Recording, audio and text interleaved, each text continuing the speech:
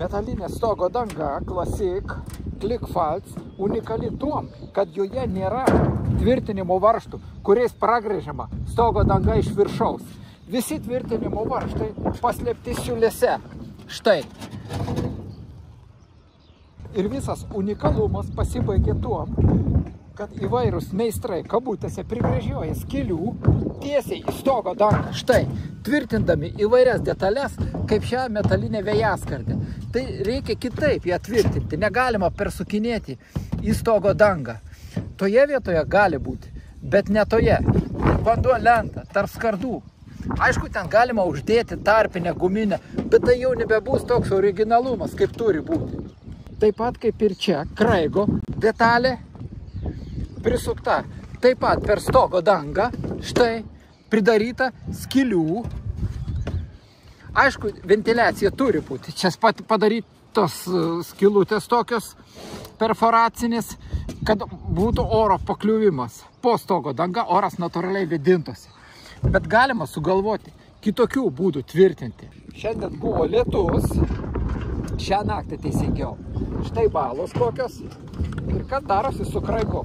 Stogo dangos lakštai viršuje nukirpti, štai čia dar giliau įkirpta ir neužlenkti į viršų. Taigi iki skylių vanduo laisvai kyla, bet čia ne tik iki skylių. Štai šlapia drėgna. Drėgna reiškia per tuos kampus pramuša vandenį, ypač jeigu vėjas papučia. Taip pat vanduo užkyla ne tik tuose kampuose, kur daugiau įkirpta, bet užkyla netgi ir tose vietose. Štai drėgmėlė.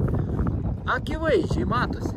Todėl Craigo mazgai rengiant reikia atlenkti viršų ir nepridaryti tose vietose skylių. Tai nenormalu, kai kiti stogo dangos varžtai paslėpti po danga ir jų išorėje nėra. O čia pridaroma skylių. Taip pat ir stogo gale, kur yra vėjaskardė, taip pat prisukta varžtų. Čia žmonės irgi, tu matyti, įrankių neturėjo. Štai, skylių pridarė, vėl skylė. Ir čia taip pat pridarė skylių. Kad ir yra čia kažkokia tarpinė, bet tai vis tiek nėra normalu. Tam, kad onavas naujas ir stogas naujas. Todėl reikia sutvarkyti taip, kad eksploatacija būtų tęstusi ilgą laiką. Šitą išardysim.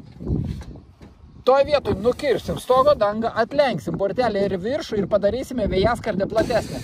Taip mes išspręsim ilgalaikę eksploataciją. Štai šito kampo neįkerpu, tiesiog atlenkiu ir dabar gaunasi barjeras, vanduo nebepamuš ir čia skylės nėra. Kaip pavyzdžiui, kaip čia ir kaip čia. Aš dabar atlenkiau bortelius, padariau, vanduo nebepamuš, atsirems ir grįš atgal. Plius ventiliacinis tarpas yra štai.